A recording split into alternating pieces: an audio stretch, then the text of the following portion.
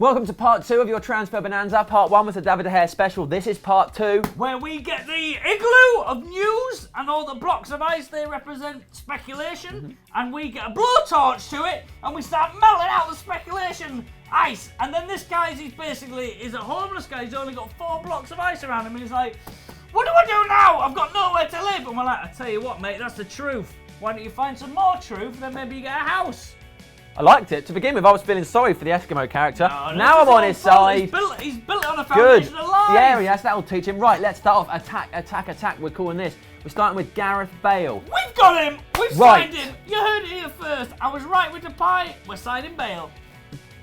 No, probably not right now. Anyway, according to Raymond Calderon, former Real Madrid president, the only way that Bale will leave is if he turns up to Real Madrid offices and hands in a transfer request himself, and that is unlikely to happen, as every time he drives somewhere, people attack his car.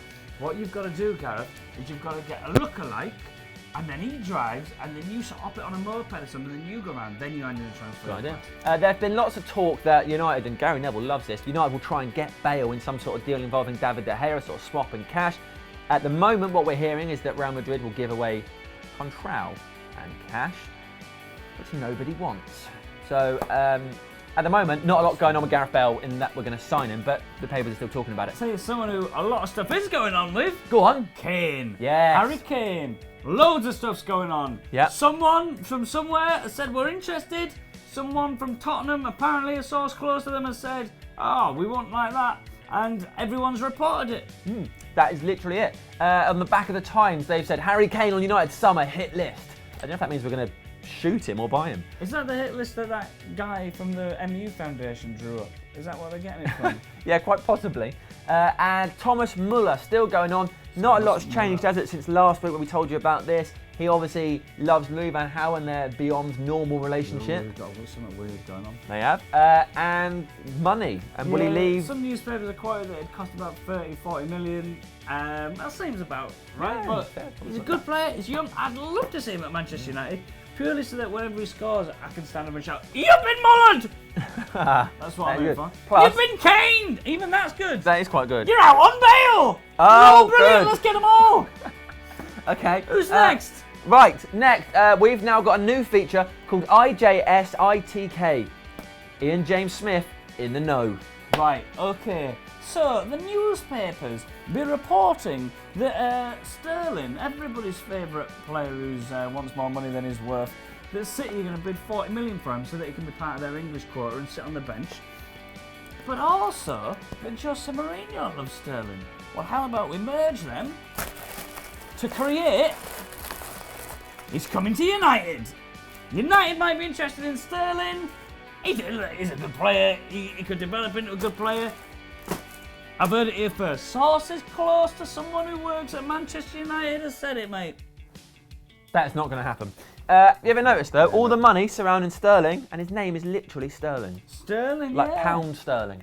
Next, Borussia Dortmund, information there. According to their sort of executive bloke, I believe that's his official title, you can look that up. There will be promoted to executive bloke. Good work, Janet. There is no overhaul at the club. He said last year they lost one player, that was Lewandowski. This year they'll expect to lose 2. Probably 2. Yeah, but probably does that 2. mean Gundogan is definitely going and they have a player retiring? Or is the retiring player that's not losing one? Yeah. Does it mean Gundogan and Hummels? Who I'm not as keen on because Gundogan scores. Gundogan! You've been gunned down! Yeah, that's still good, we'll do that. What about Hummels though? No, awful. He arrived in a Hummer. No, let's not Not good. him. No, okay, so it's possible. Gundogan will definitely leave.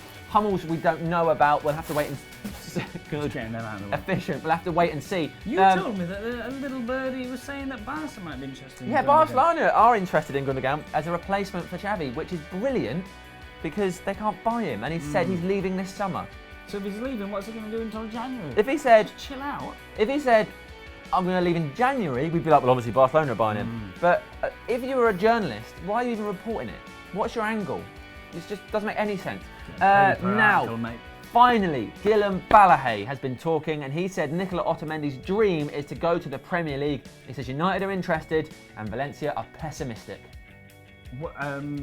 Does he have any facts? No, he just said that. Oh no, he said it. In fact, he didn't even say it, he tweeted it. Probably true. That is the end of part 2 of your transfer bonanza. Coming up next in part 3, we'll be talking the new Paul Scholes, Tom Cleverley's future.